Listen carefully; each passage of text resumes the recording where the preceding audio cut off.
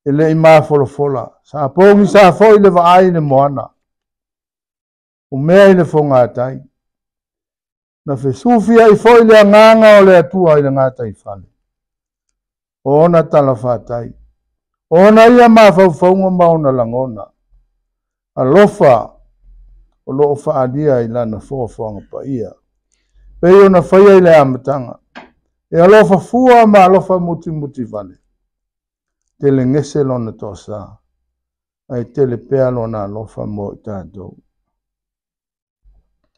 le alofa leo le atua na whaavai aila na foafoanga pa ia i le amatanga o le sila lea wha le atua ma lona alofa e tu mau e le riniu e whaavavau e ui sa ngao le lalolangi i mea sa iai a o le alofa o le atua e le isolo muri pena wha loto lua i lona foafoanga na wha maoni ma lau tele ma ia loto tele i le mea ua ia fina ngalo ia whaia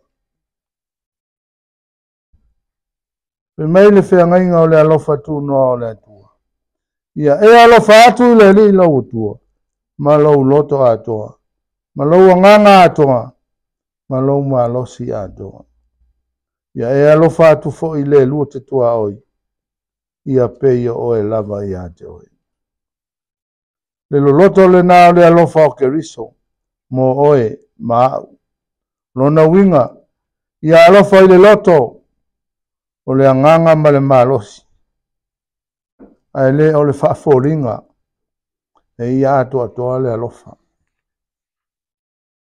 ia whau rai le alofa o le atua mo i tātou mea umalava na whaia i lona lava mata i sau pitai lona alofa ua whaalia i mea o lana foafoanga pa ia i le amatanga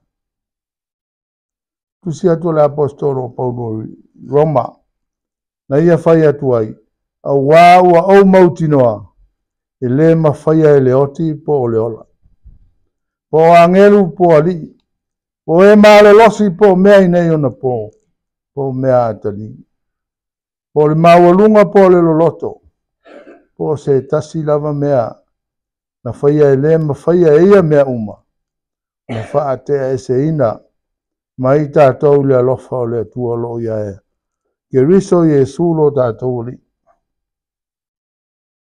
lo na winga e tu sai ma le vala aua le apostolo Paulo ia Roma mea umalava na whaia e le ai se mea o ia mea e mawhaia o na whaatea e se ina le alofa o le atua mai a i tātou lo ia ke riso Jesu lo tātou li po le mawalunga po le loloto po se tasi lava mea na whaia po mea i nei o na po mea atari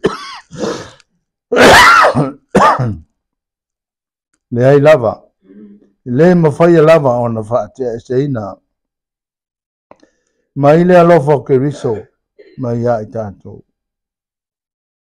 lo fetalai foi le apostolo Paulo i lana tusi atu ia Korinito ia tu mau le whaatuatua ma le whaamoemoe ma le alofa a o nā mea tolu le sili o nā mea o le alofa lea nisi o mea tā ua loo au mai le tusi e Paulo ia Korinito ai o loo sili lava le alofa i lo se isi lava mea o lo tā ua mai le tusi le alofa sili le amoa whaatu saina le alofa o ke riso le lautele o le mea fio ai o ia e lautele le o poina lona winga le aise poto e mawhaia o na opopo mai le alofa lea o le alofa sili le amoa wana o le alofa lava o le atua e mawhaia o na opopo mai mea ia le alofa mai o le atua i le lalolangi wa o whapea lava o na alofa mai o le atua i le lalolangi wa ia au mai ai lona atali i e tō tasi na ia le whano se tasi e whaatua tua ia te ia ia maua le ola e whaavavau le alofa mai o le atua i le lalolangi na ia au mai ai lona alo e tō tasi na ia le whano se tasi e whaatua tua ia te ia ai maua leo la whaamau. Whaamoe maua leo le atua ilona atali e totas. Na ia whaola ina le lalolangi ang sala ilona maliu. Malona toe tu manu malo mai le oti.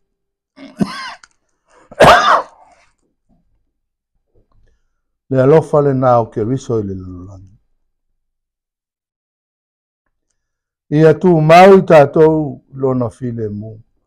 Ia maua e tātou uma le ola whaavavau. Ale mōni maua le apostolo Paulo i le tusi a Korinto. A whai o te tautala inga ngana tangata atoa maangiri. E le aiso ua lofa. Wa vea umaapa me mea tālili. O se sume palo tangitangi. Rona winga. O le alama le atamai o ia te au. E mawhai ai ona o utala noa inga ngana ese. Ato ai mga ngana angelu. E le aiso ua lofa. Ua tusa uma se apa me mea tālili. O se sume palo e le aise mea o iai. E ngao i. Wana o ea e iai tutonu. Pa ole o tele. A fai fo yo ia te au le whaatua tua. Uma e ave ese ai maunga. Ai le aiso ua lofa. U te lea o ngā lava. Pe tufa ina umea uma. E whanga ina e mātitiva. A fai fo yo te tu ina atu lo tino. Ina ia susunu ina le aiso ua lofa. Le ai lava so nā o ngā ia te au. A le alofa sili o ke riso i le lalolani. Na ia sauni ai le whao le tanga. Na ia sao whanga ai le tangata anga sana i le ola whaavavau. Ia tu mawatu le wha manu ma le whane tanga. Le vi inga o le alofa ma le pule au. Le whaavavau lava. Amen.